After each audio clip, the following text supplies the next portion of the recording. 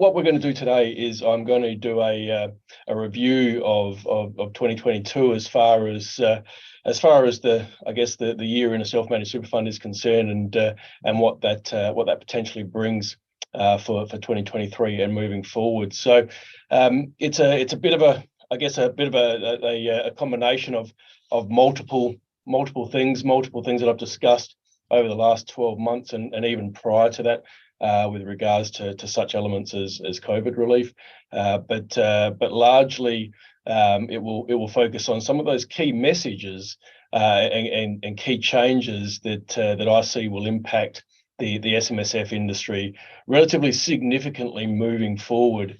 And it's why I sort of, I guess, in the sense of 2022, highlighted it amongst the last 5 years as being one of the more significant years of change that we've seen within our industry. So settle in. If you've got any questions, as always, please put them in the question box, and I'll attempt to answer them as we go through. And hopefully we'll have a couple of minutes left over at the end as well, if you've got any more questions at that point in time.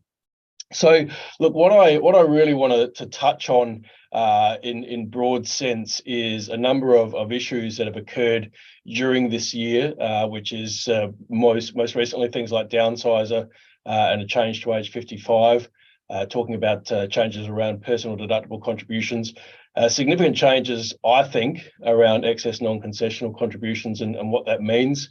From the other scale of things, from a moving away from contributions to retirement side, and the capacity for I suspect many more self-managed super fund members to apply for to qualify for the Commonwealth Seniors Health Card, the age pension downsize incentive again. So weighing up the differences between making a downsizer contribution to super versus downsizing and having an asset test exemption for the proceeds from the sale of a house, which will apply from 1 January, and the changes that came about from the deeming requirements there. To more broadly talking about important court cases around estate planning that triggered, I guess, more conversation around the use of binding death benefit nominations in self-managed superannuation fund, to COVID relief and where we sit, because the current sort of timeframes is where we've seen some real changes in that COVID space that we need to be mindful of. Director IDs, I'll touch on that really quickly at the start of the presentation.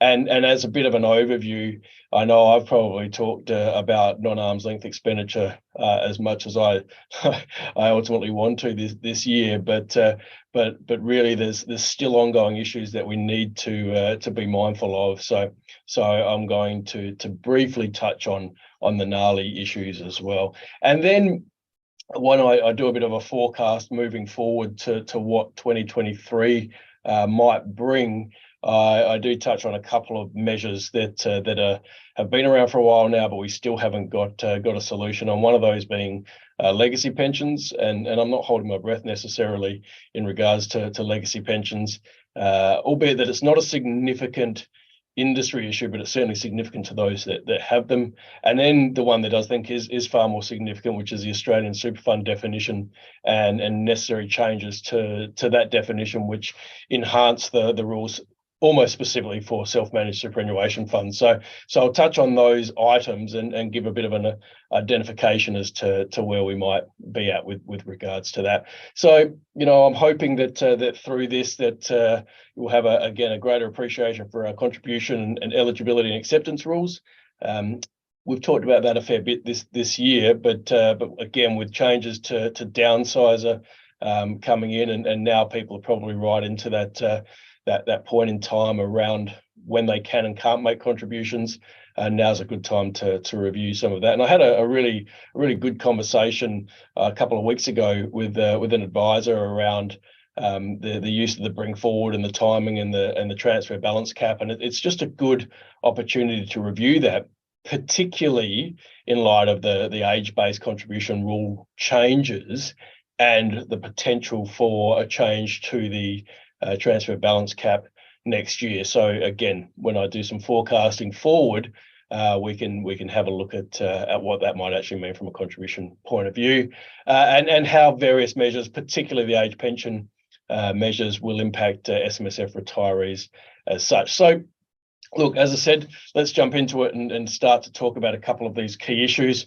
I wanted to hit off the right off the bat this director IDs issue because, again, from an administrative point of view, it's been a difficult one because individuals have to apply for a director ID on their own.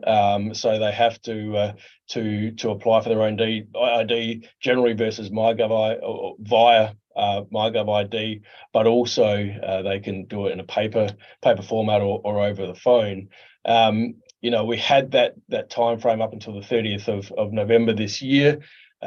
For any existing director, so anyone that was a director at the 31st of October 2021. We finally got some relief, albeit probably about 2 weeks before the due date, maybe a couple of weeks before that as well. I can't remember exactly, but we did have that announcement that anyone that has ceased to be a director prior to effectively the 1st of December 2022, then they don't need to apply. So that I guess gave some relief for a significant proportion of directors, and particularly self-managed super funds, where maybe they had moved away from a corporate trustee or someone had left the fund, and so those parties no longer need to apply for the director ID.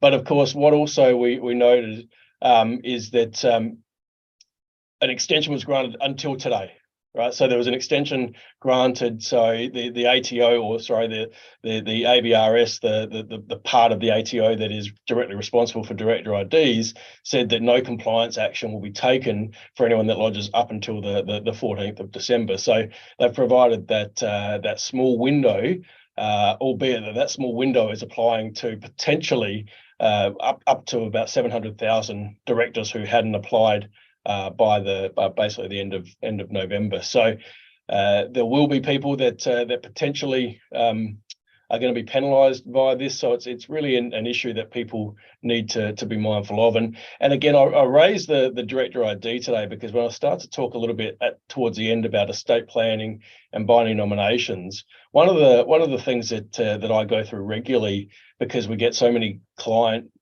inquiries or advisor inquiries about trustees that have passed away, and that is the appointment of legal personal representatives. So somebody stepping in to the role of trustee of the fund in order for a death benefit to be paid.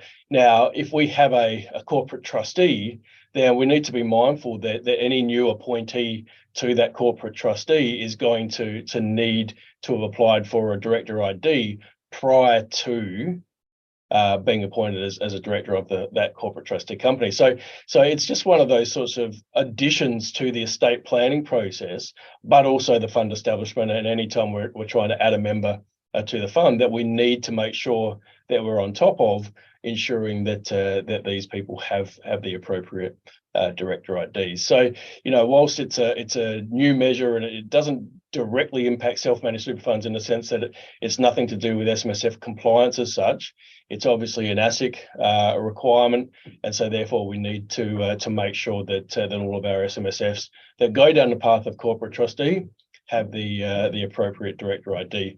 And given we all largely have a tendency to recommend, where we're in the position to recommend trustee structures, most people do push for that corporate trustee structure.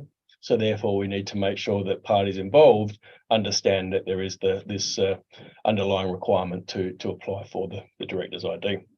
So look, again, that's one of those admin issues that we just need to be mindful of. The other one, which I haven't dedicated necessarily a slide to within the presentation, is SuperStream, and SuperStream, of course, has moved into a world now where self-managed super funds are required to use SuperStream for rolling money in and rolling money out of the fund. We all appreciate that there are, I guess, issues. There's fundamentally admin issues associated with the timing of payments and the transfer of payments. If people don't have the authority to do big enough payments from their bank account, then what they try to transfer in the first amount won't match up with what they've reported to the new fund. And so, it's creating some administrative issues. But look, hopefully as we progress through the super stream process, then it will become far more simplified.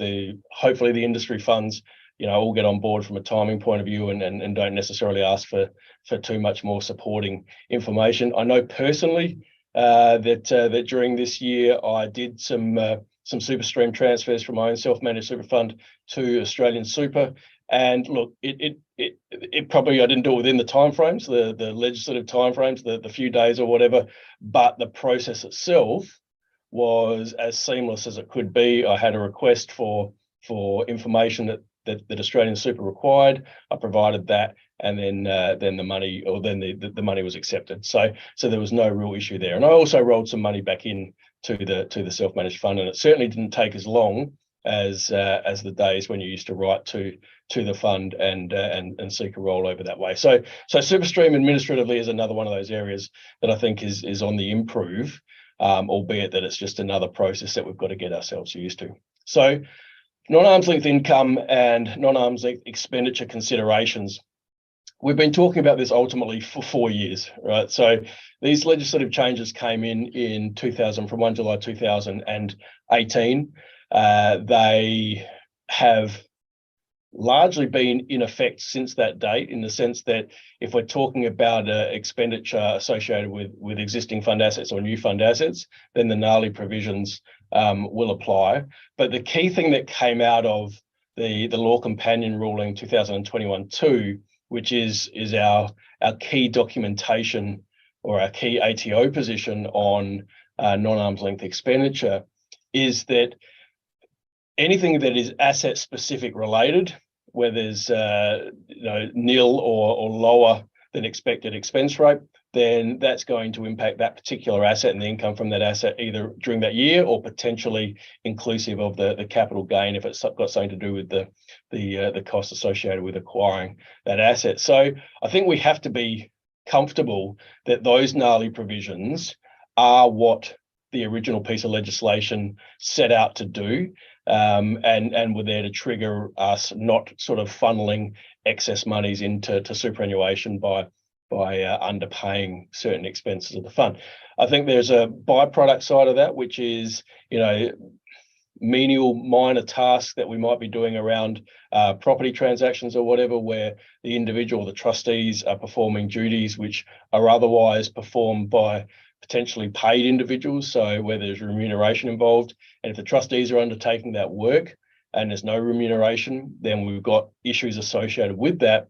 But I still think we need to get some form of balance between what is acceptable and what's not acceptable. So, minor maintenance around a property, if you're undertaking that work at limited cost, the examples within the LCR really sort of talk about very minor expenses versus quite major expenses. So, installing a hot water system that's been paid for by the fund versus doing an entire kitchen renovation. Well, we often need to know what happens in between that, because most transactions that we get questions about are somewhere in between. And so, whilst the general answer or general position in these situations for most of us is to say, look, it's better off just to get an external party to perform any work required on the property and then pay them commercially, then you've got no questions to ask. But if it's something to do with the fund and you have that experience, then really look at the size of the transaction, look at whether or not you're qualified to do it, and if you're qualified to do it, then and you do that to provide that service to the general public, then obviously the clients can charge themselves a commercial rate to do it. But it's more about the general expenses, and the general expenses is something that is still continuing on to this day to be an issue for our industry, and those general expenses might be around the accounting costs, audit fees, actuarial costs, so all of our sort of compliance or ongoing admin type fees. And really the position really comes down to the whole concept of discounting and reduced fees. So if there's discounting applied, the ATO expect the trustees to have a sound basis for arriving at the amount to be charged. They've indicated that discounts that are consistent with the normal commercial practices where discount provided to all employees are okay. But then how much does the trustee influence the pricing policy? So this is the piece that has effectively extended the NALI issue right from when this all started in 2019 with the original release of the LCR through to the final release in 2021. Now, the former government had obviously said they're going to review the gnarly situation. There was also, or has been, some indication from the current government that they're looking to also review it and potentially implement a legislative change, but there's still not really enough certainty. So we've got this PCG, this guidance that says that up until 30 June 2023, there is compliance relief. So, if there is discounting that's being applied, that won't be looked at from a compliance point of view for non-arm's length expenditure up until 30 June 2023. So really the clock is ticking that in 7 months' time, the ATO are giving themselves the power, if there's no legislative change, to start to look at any discounting that's provided or any free admin that's being provided inside self-managed superannuation funds, where you're acting in a trustee capacity versus an individual capacity, or individual capacity versus trustee, and potentially resulting in the income of the fund, all of the income of the fund, being considered as non-arm's length income. So, we don't really have a final position yet on that general expense nature. But the point that I really try to make in all of my presentations around this is that if we've got asset-specific expenses, that they are subject to non-arm's length expenditure issues and non-arm's length income if we're not paying commercially for them. So we've got to make sure that we're undertaking any sort of work, particularly our property transactions, to ensure these matters are not too significant. So moving that on to talk about, I guess, another unresolved piece of the superannuation puzzle before we look at some of the more significant changes that have occurred for the year. And we look at COVID as being one of those things that, whilst for most of us we understand and accept that it's now part of everyday life, that COVID is in the community, and we try to get on and do things as much as possible. It's obviously had an impact over a number of financial years with the way we were dealing as far as rental relief and other issues that were associated with the ongoing management of a superannuation fund. And what we saw as part of that was the capacity for a self-managed super fund to offer to a related party rental relief particularly for our business real property that we were leasing out to that related party. And that rental relief was provided regardless of whether the property was held directly or via say a 1322C unit trust. Now, that rental relief obviously results in, which is, by the way, in the form of a deferral there. So we had the rental relief from a waiver point of view, but when we looked at which no longer exists, we can no longer obviously waive things. But with the deferral of rents, what that actually meant was that we were creating effectively a loan on the super fund account, and that loan would normally be an in-house asset. But we've got this exemption that applies to state that rental relief amount is not an in-house asset in the period, or from the period 2019 to 2023. So any rental deferral that was provided in that period of time is not going to be an in-house asset, nor will it be into the future. But of course, into the future, which is effectively starting now, and sorry, I think that's actually 21, 22, but I'll double check that for you. But the point is as we move forward, we need to see that rental relief, that deferred amount, start to be paid down. Otherwise, it could trigger it being more financial assistance to the related party, and then it can be subject to the auditor lodging an ACR, or at least raising it as an in-house asset issue. So we need to start to see these rental deferrals starting to diminish over the terms that were put in place when the deferral was initially granted to the related party. So we're not going to see any more COVID relief in that regard, or we don't expect to see any more COVID relief in that regard. And similarly, where we had for that entire period as well, up until 30 June 2022, we had the situation where if your in-house assets breached the 5%, because of COVID, there was no capacity to sell down or to be able to act on your plan to get below the 5%. it wasn't a reportable breach by the fund auditor. Well, now that we have moved beyond 30 June 2022, those breaches will be able to be reportable, and you must be acting within your 12 months. So you've got to put your plan in place to reduce your in-house assets below the 5%, and then you need to follow through on that plan to ensure that you don't have an ongoing issue for the fund. So a lot of those issues that we saw, and we saw them for loans as well, will disappear or disappear in this current financial year, and we just need to be mindful that the existing provisions apply. Versus, of course, our minimum pension obligation, and this was to me this was always the oddity, and that is that we still have that 50% pension relief being paid out of or applying to our account-based pensions, being market-linked pensions and account-based pensions from the fund, where they get that 50% reduction. Now, the fact that this still applies, I guess, is for many pensioners, a happy process, a happy result. But I still don't really quite understand why it's applicable.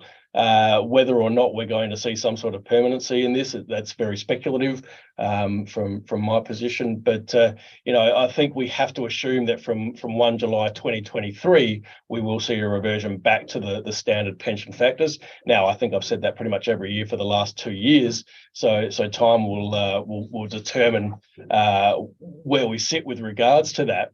But of course, what it means is that people need to make sure that they still draw down that minimum pension by 30 June 2023, but we have that whole discussion or that debate around whether or not excess pension payments should be treated as an excess pension payment or additional pension payment, or should we be treating them as lump sum withdrawals, either from an existing accumulation interest or from a partial commutation to provide a little bit more transfer balance account cap space. So if we have some more accumulation money to put over into the pension account. So the whole lump sum versus pension conversation is still largely relevant in this space, and I think will always be relevant given the existence of the transfer balance cap. But the reduced minimum pension is probably one of the last, or let's assume that this is one of the last years where you've got that 50% amount that you can contemplate as a lump sum. And when I say 50%, I mean the amount between 51 and 100% under the normal factors. You've got that amount that you can contemplate as a lump sum. Now, one of the questions I've been asked a few times this year is around the election process. So we know that before 2017, if we took a superannuation lump sum from a pension account, we had to make an election prior to that, and that had to be a written election that was provided to the fund. Now, my position as far as from a technical point of view is concerned is that legislation itself disappeared from 1 July 2017. But I think the practice, in my sense, the practice should remain in that I think it's prudent for members to have in place, say, a standing order when they look to commence pensions that says that we will always pay the minimum, and any amount above the minimum will be subject to a partial commutation or will be subject to a withdrawal from our accumulation interest. So I think that the idea of having a standing order is worthwhile. But if they don't have a standing order in place, then certainly having the capacity or the understanding to prior to taking additional amounts to at least notify yourselves as the advisors, yourselves as the accountants, administrators of the transaction, particularly as we progress to an environment where everybody is reporting on a T-bar point of view on a quarterly basis versus an annual basis. So as we move to that sort of arrangement, then we need to make sure that everybody's far quicker in their reporting of these transactions, because whilst at the moment there are no penalties have been applied to my knowledge for late lodgement of transfer balance account reports, that's not to suggest that the ATO won't in the future look at doing that. So we just need to be mindful of that from a transactional point of view. So I think the 50% minimum reduction has been a good measure. I'm not understanding personally the logic as to why it's been maintained, but I think it does give us a lot of strategic opportunities that we can be thankful for in this space. So moving on from the COVID relief and moving on from I guess some of the other issues earlier, I want to really focus now on the legislative changes and the court-based changes that I think have impacted our industry the most. Many of these issues you've certainly heard me talk about before, but sort of consolidating it into one big summary, I think is an important step as we continue to move forward in the capacity to provide strategies to our clients. And so the two biggest contribution pieces of legislation that occurred this year was firstly the legislation that was introduced back in 2021, enhancing super outcomes for Australians and helping Australian businesses, which originally introduced the decreasing the downsizer to 60, gave us this concept of applying a work test to individuals between age 67 and 75 for the ability to make personal deductible contributions, allowing individuals between 67 and 75 to use the bring forward contributions. So that piece of legislation received its royal assent back in February 2022. So that really gave us the trigger for 1 July 2022 to be a fairly significant date in the way we looked at our contribution strategies, and so for me, it's one of those real key highlight moments in the last 20 years of super, where we say, okay, well, instead of having these very small windows of opportunity to contribute, let's say between 64 and 65 before starting a pension, and maybe having a little bit of working that little bit longer.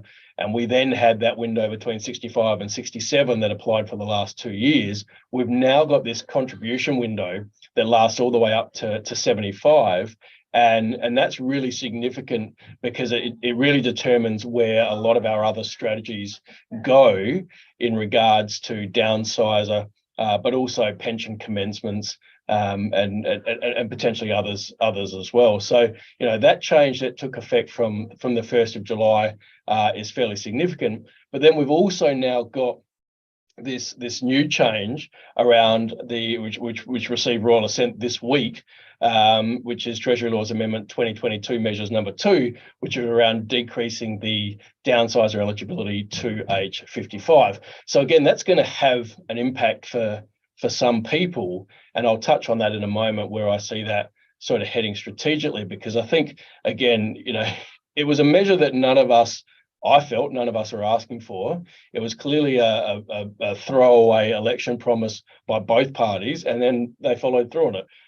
Now, as I said, it does provide opportunities for some, but it also provides, I guess, disincentive towards other potential strategies when the downsizer really had its own place in the over 65 environment, where you're not subject to work tests and you're not subject to total superannuation balance. And I still think it has a place to play, but at a much later age than 55. But we'll come back and talk about that in a moment. So the key thing about the accepting contributions and the changes that are applying or that applied from the 1st of July, and this is the SIS regulations as they currently stand. And so again, I've just sort of told you about the royal assent that applied to downsizer contributions this week, but the SIS regulations also need to be updated. So basically the Tax Act is giving us a go-ahead to say from the 1st of January we can make downsizer contributions if we're over the age of 55.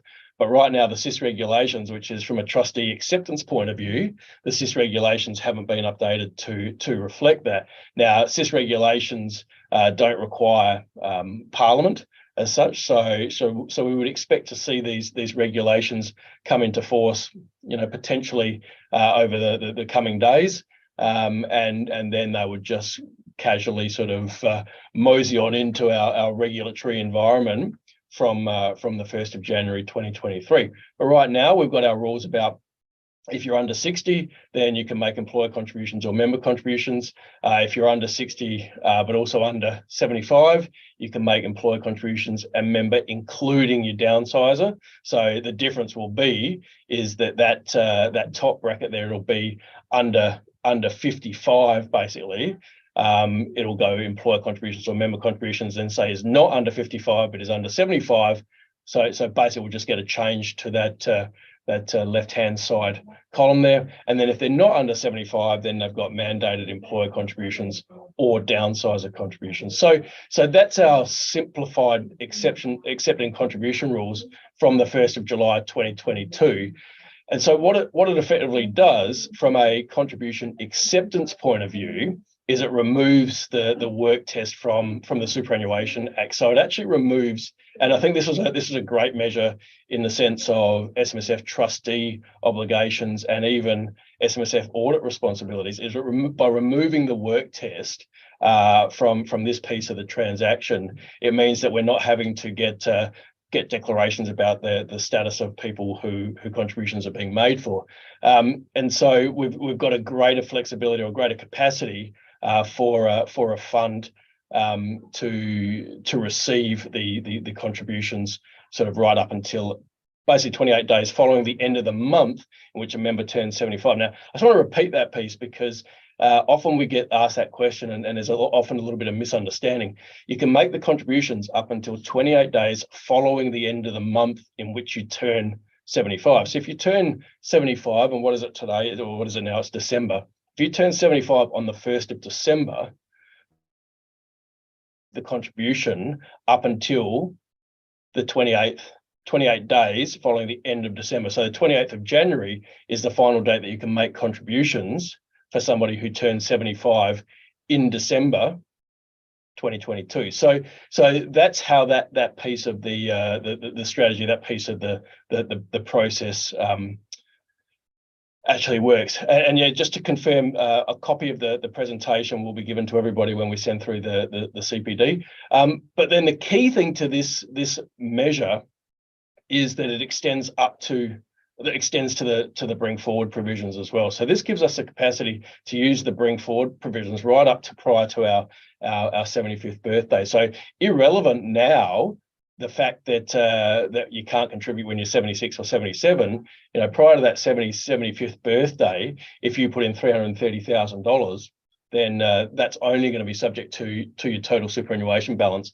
at the previous 30 June. So, this to me was a really significant change, this whole removal of the work test from the SIS Act. However, what it does, the downside, I shouldn't use the word downsides, it sounds too close to downsize, but the downside to this change is that all contributions pre-age 75 are now subject to the excess contribution rules. And that to me is fairly significant, because it means a lot of clients who previously, those aged between 67 and 75, where they put money into super but couldn't because they didn't meet the work test, back then contributions couldn't be accepted, so they would just return to the member. Now they can be accepted because there is no work test requirement under super law. They can be accepted. So then it's just whether or not your cap is 0 or 110 or 220 or 330, and subject to that will determine whether or not you've got excess contributions. And so that is where I think this legislation piece is quite significant. I'm going to come back and take you through a court case that happened earlier in the year in a moment, because excess contributions, I think, is going to be significant for a lot of people moving forward. And, so I think it's a point for me worth labouring on. But the other extension of that work test removal from the SIS Act is that it was actually placed then into the Income Tax Act. And so where we've got 295165, which is our provisions for claiming a deduction on personal contributions, we've now got a requirement in there. So section 290.165.1a that imposes that requirement that if the contribution is made during the period of our 67th birthday until 28 days following the month of our 75th birthday, then we must meet the gainful employment requirement during the year. Now,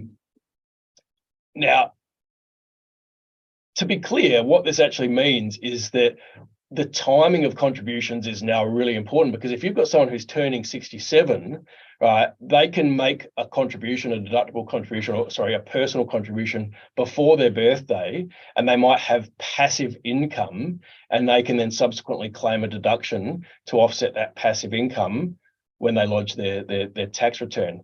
However, if they make that contribution the day of their birthday and they've only got that passive income, then they're not entitled to claim the deduction. So, you know, in the normal scheme of things, once they're over 67 and they've got no other income, then everything's going to be non-concessional, no issues there.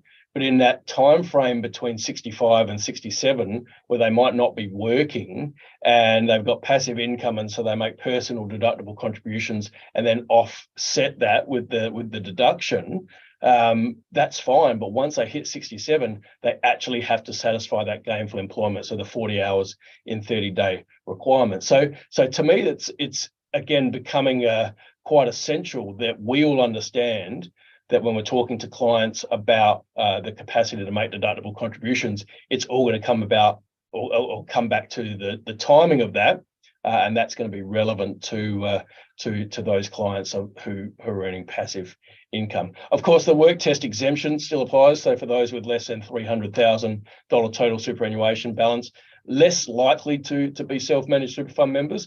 But again, I think the thing, and one of the pleasing aspects of this week was we saw ASIC reissuing some of their guidance about self-managed superannuation funds on the advice piece, and they took away the minimum balance requirements that they've had in there. I think what's really interesting in the SMSF and contribution space right now is that if we talk about where self-managed, particularly when I came into the industry, most people started to set up self-managed super funds in that sort of age bracket, 55 to 60. That was a fairly common approach back 20 years ago.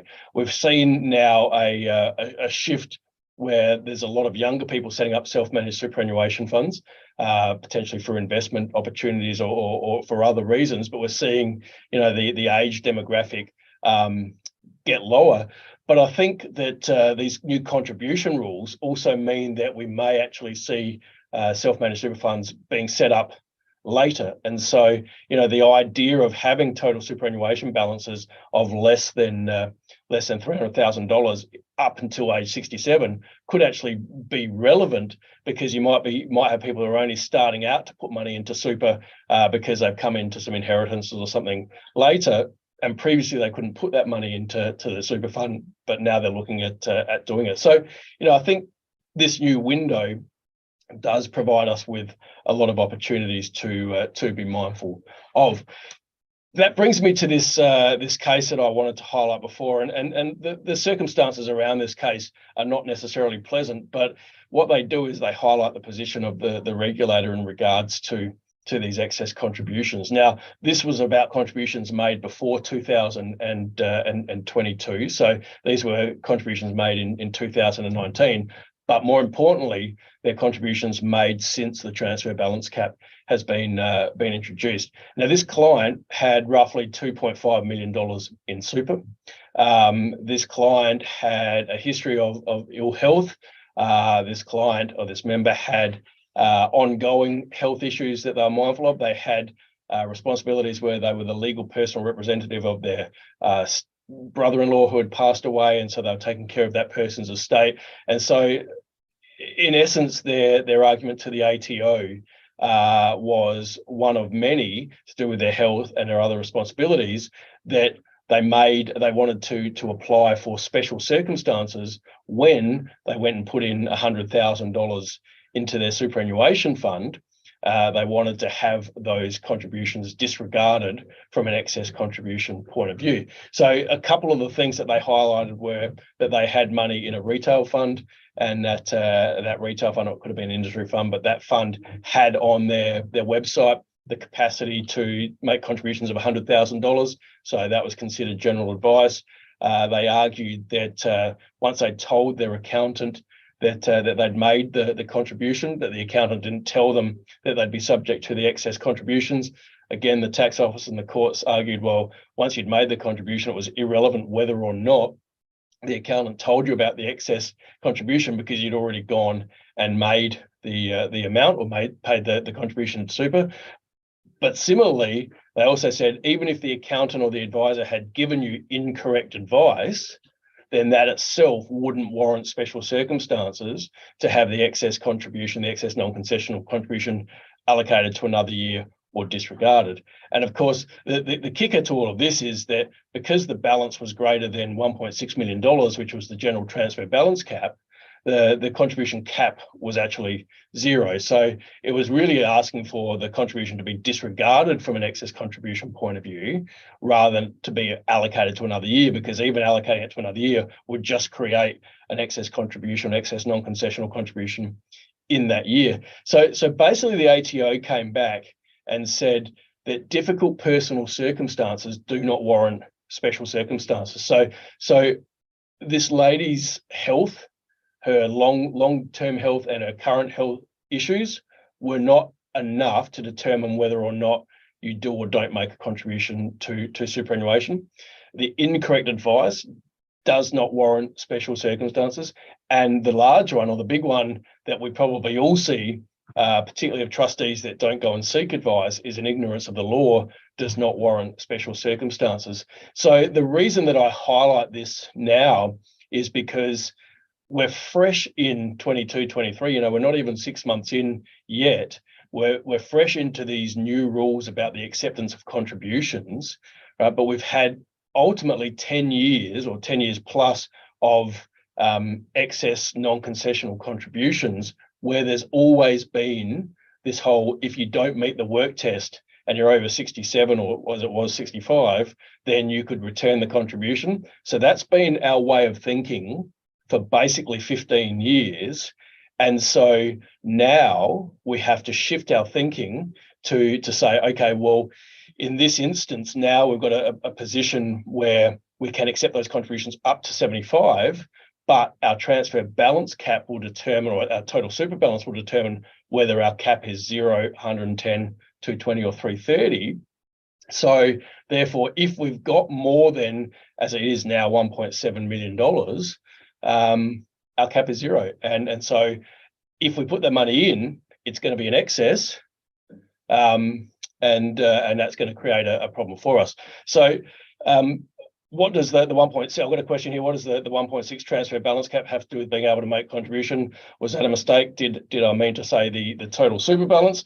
No, so the two are linked, because the total super balance is what determines our ability to contribute, but the total super balance is measured against the general transfer balance cap. So the general transfer balance cap of currently $1.7 million is our triggering point, and if our total super balance is above the transfer balance cap, then our non-concessional contribution cap is nil. So we just need to be mindful that those two terms aren't interchangeable. They mean two very different things, but the total super balance is measured against the transfer balance cap, or the general transfer balance cap, to determine our eligibility to make non-concessional contributions. So the additional step to all of this is that with these new rules about making concessional contributions post age 67 subject to the work test, is that if somebody is doing some strategic planning, and let's say this year they put in $110,000 and they put in a further $27,500, and they're 68 years of age, and they then in the next year go and put in $330,000 and go and claim in that same year their deduction for 27.5 from this year, and that deduction is denied because they didn't meet the work test from age 67 to 75, then that 27,500 is going to be considered a non-concessional contribution. That means they're going to trigger their bring forward in the current year, and it means they're going to have an excess next year. So we really have to be mindful that when we're giving advice and talking about concessional contributions, that people are absolutely understanding that they're entitled to make a concessional and will get the full deduction, so it won't create any trigger issues for their non-concessional contribution. If we move on to downsizer, probably the key that I want to highlight from these changes around the downsizer contribution is that the new rules apply from the 1st of January 2023. So anybody who is aged between 55 and 60 is entitled to make a downsizer contribution from that date. So what that actually means is if we go through the provisions, the contribution has to be made within 90 days of settlement. So therefore, anybody who that's turned 55, between 55 and 60 and is settled post the 1st of October this year, then that 90 days will take them into the new year, and they'd be able to make their contribution after the 1st of January. So it doesn't mean that the property has to be sold after the 1st of January. It just means the qualifying point must occur after the 1st of January. But again, I kind of look at downsizer contributions and I say, well, they actually have other issues associated with them. So are they going to impact somebody who, particularly someone who's closer to pension age, by making a downsizer contribution? Is that going to trigger an asset test issue for them and therefore knock them out of accessing the age pension, particularly when we look at the social security measures that I'll move on to in a moment. But also, obviously, before age 65, any downsizer contribution is going to be preserved until the client's met a condition of release. So it had this real nicety about it when it applied from 65, because it was only relevant, it was only unpreserved benefits and it was accessible. But of course, now with it being below 65, it's got all the preservation issues to take into consideration as well. And so, if you look at it from a numbers point of view, and I haven't indexed the bring forward amounts or the concessional amounts here, but if we're talking about making or selling a house now and trying to use the downsizer sort of pre-age 60, so 55 to 60 or even 55 to 65, there is actually going to be the scope, because you've got this 20 to or 15 to 20 year period from 55 to 75 where you can be making contributions to super, that by using the downsizer you might actually be taking away your opportunity to make non-concessional contributions if that downsizer pushes you up towards that general transfer balance cap with your total superannuation balance, versus if you sell it at 60, you requalify again at 70. And so if you then actually downsize one more time later in life, you'll be able to put that contribution into super. Your clients will be able to put that contribution into super, not subject to their total superannuation balance. And of course, they're already passed by all their capacity to make any further non-concessional contributions. So I think the timing of downsizer, whilst the opportunity is there for some, and plenty will take it, strategically it might not be the best opportunity to use it prior to that retirement age. So if I just briefly touch on, before finishing off on I guess the future issues that I want to go through, I just wanted to touch on a couple of the social security issues from an SMSF retiree point of view. The first one, which is linked to that downsizer change, is this incentivising pensioners to downsize, and that is that from the 1st of January, and this bill has also now received royal assent, but from the 1st of January, if you sell your primary place of residence, then the proceeds of that are exempt from the asset test for 24 months. That can be actually extended up to 36 months. So that's a doubling of the time frame, which is currently sitting at 12 months here. So that's a consideration, because if you leave the proceeds outside of super with the objective of using them to purchase another place, right, then they're going to be exempt from the asset test. But if you put them into super, once you hit 67, you put them into super, then they're going to be measured against the asset test straight away. So, for your social security style clients, it's certainly something to contemplate there. And then the other one being the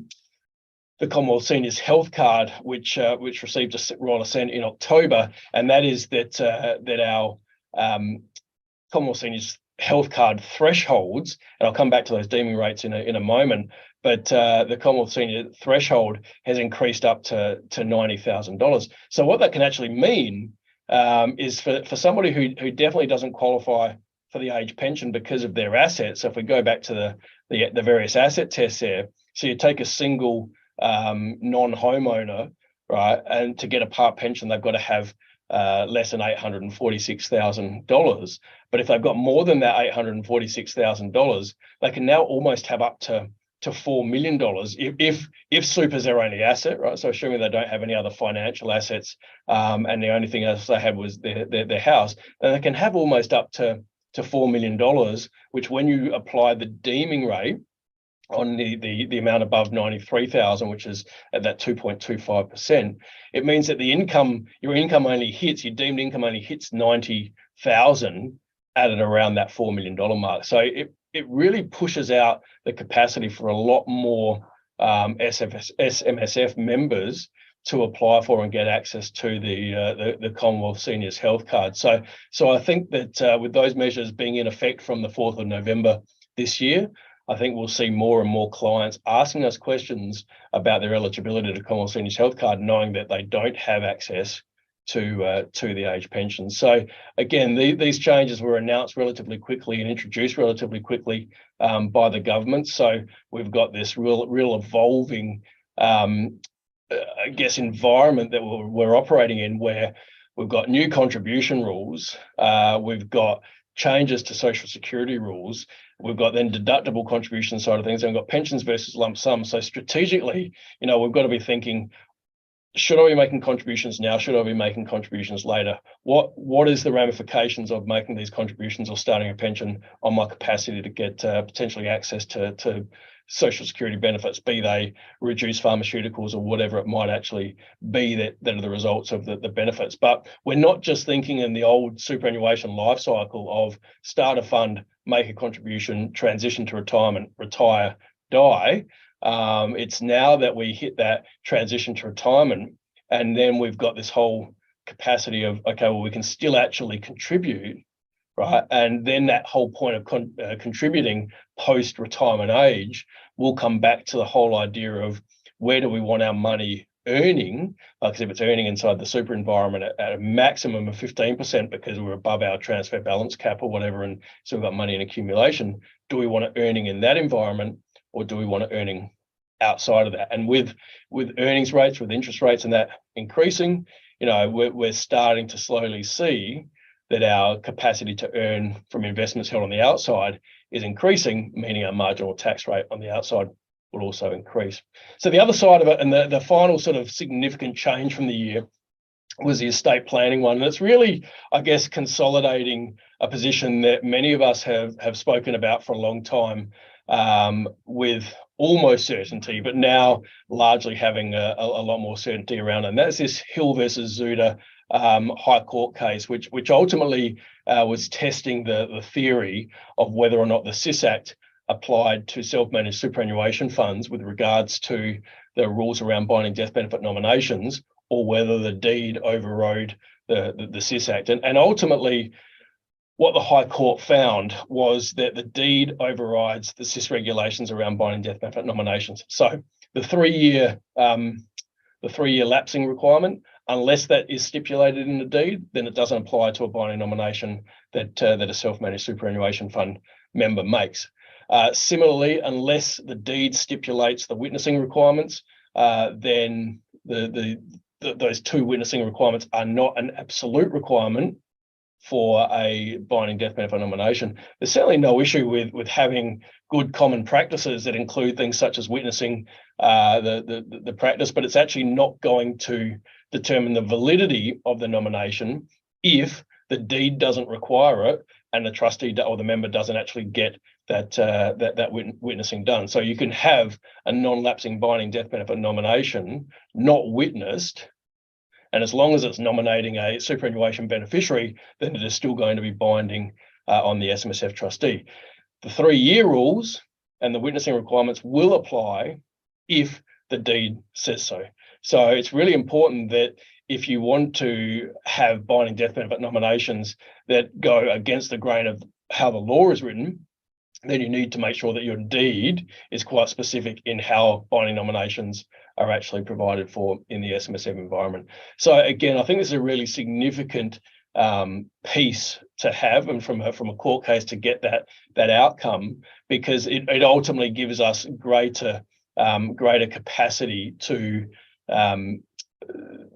be more flexible in our estate planning from a superannuation fund point of view. And again, then there's a whole argument or that whole discussion piece around reversionary pensions versus binding death benefit nominations.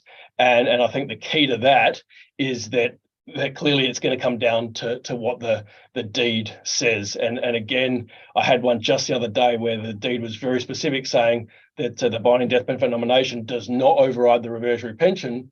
And the client said, well, I want it to override it.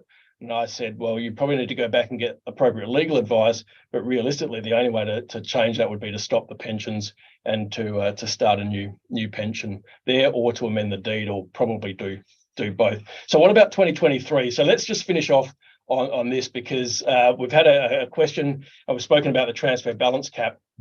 So I just want to touch on the fact that it's currently $1.7 million.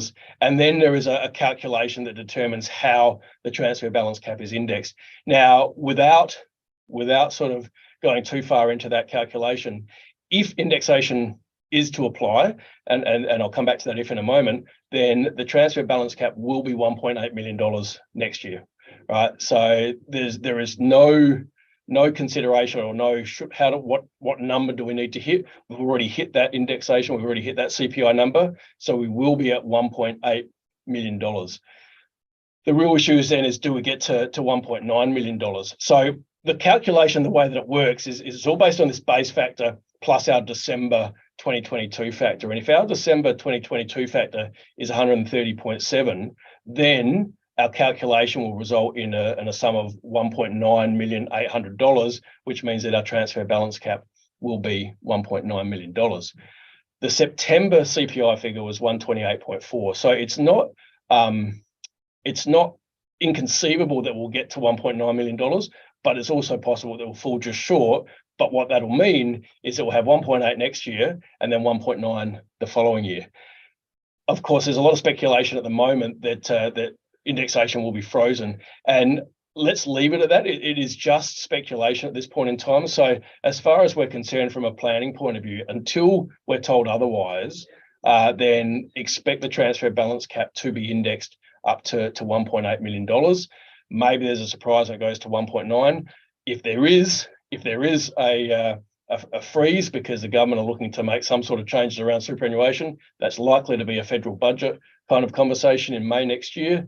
Then we need to make sure that we go back to my earlier point, and that is that ignorance is not acceptable in this sort of space. So we need to be mindful there. So the indexation, what it really will mean is that we'll see an uplift in what our total superannuation balance is at the previous 30 June to be able to use the bring forward amount of $330,000. Now, what I can almost guarantee, in fact, I guarantee, is that the contribution cap is not going to index next year. So we're not going to go from 27,500 up to 30,000. The numbers just aren't there to support that from an average weekly ordinary times earnings point of view. So we're going to be still maintaining 110, 220, and 330 as our non-concessional limits, at least for another year.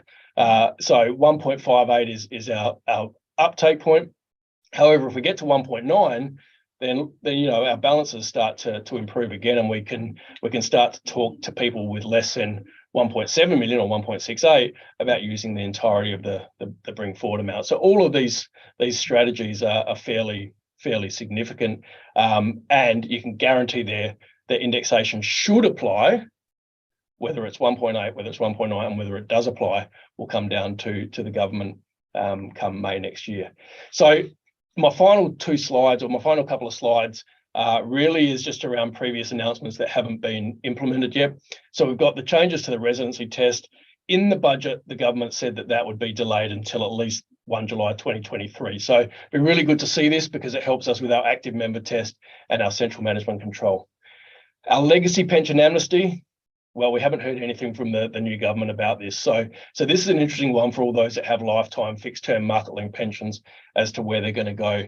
Hopefully the amnesty does come through at some point in time.